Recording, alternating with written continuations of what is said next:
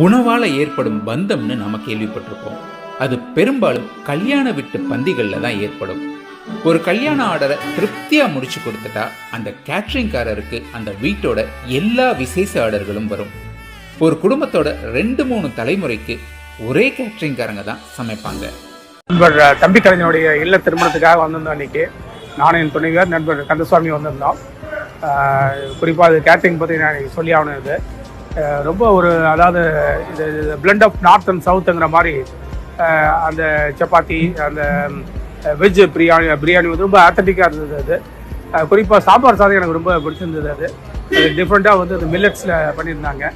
அப்புறம் அந்த லாலிபாப் மாதிரி அது ரொம்ப ஒரு டேஸ்ட்டாக இருந்தது. கட்லெட் நார்மல் கட்லெட் சாப்பிட்றதுக்கும் இதுக்கும் you can feel the difference. அந்த எள்ளெல்லாம் போட்டு அந்த சீஸ்மே எல்லாம் போட்டு ரொம்ப பண்ணியிருந்தாங்க. தமிழருடைய பண்பாடே வந்து இந்த விருந்தோம்பல் தான்.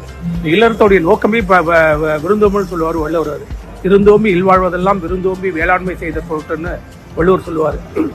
இந்த விருந்தோம்பல் தான் தமிழுடைய கலாச்சாரம். அது கேட்டரிங்கில் எல்லாருமே பார்த்து என்ன தேவை என்னன்னு பார்த்து சரியாக நேரத்துக்கு நேரம் வச்சுட்டு இருந்தாங்க. சுவையாகவும் இருந்தது. ரொம்ப அதுதான் ரொம்ப குறிப்பாக சொல்ல வேண்டியது. நாவலில் இருக்கும் சுவைன்னு சொல்கிறாங்க இல்லையா, அந்த மாதிரி இருந்தது. இவங்க இன்னும் மேன்மேலும் வளரணும் அப்படின்னு சொல்லி வாழ்த்துறேன். நன்றி.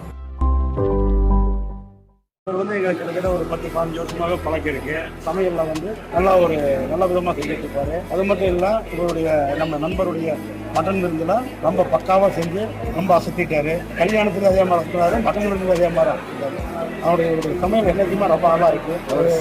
அவர் செஞ்ச சமையல்ல வந்து எதுவுமே குறை சொல்ற அளவுக்கு இல்லை. எல்லாமே திருப்திகரமா தான் இருக்கு. சாப்பிட்டவங்களே வந்து ரொம்ப நல்லா இருக்குது. கல்யாணத்துல சிறப்பாக பாராட்டுறதை வந்து சமையலை பண்ணிட்டான். சமையல் வந்து ரொம்ப திருப்திகரமா இருக்குன்னு சொல்லி சாப்பிட்டவங்க சொல்லி போனதான் எங்களுடைய திருப்தி.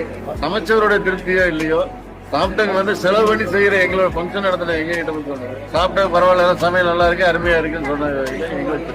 தொடர்ந்து இவர் எங்களுக்கு திருப்பி எங்களுக்கு செஞ்சுட்டே இருக்காரு. எங்களுக்கு எங்க நண்பர்களுக்கெல்லாம் எல்லா விஷயத்துக்கும் இவர் தான் வந்து செஞ்சு கொடுத்துட்டு இருக்காரு. இவரை தான் நாங்கள் ரெக்கமெண்ட் பண்றோம். யாரு கேட்டாலும் நாங்கள் என்னுடைய மகன் கல்யாணத்துக்கு சமையல் வந்தாரு. இப்போ என்னுடைய ஃப்ரெண்டு மகன் கல்யாணத்துக்கு ரெக்கமெண்ட் பண்ணிருக்கோம், வந்திருக்காரு. ஐட்டங்கள்லாம் நல்லா இருக்கு, சாப்பிட்றாங்க.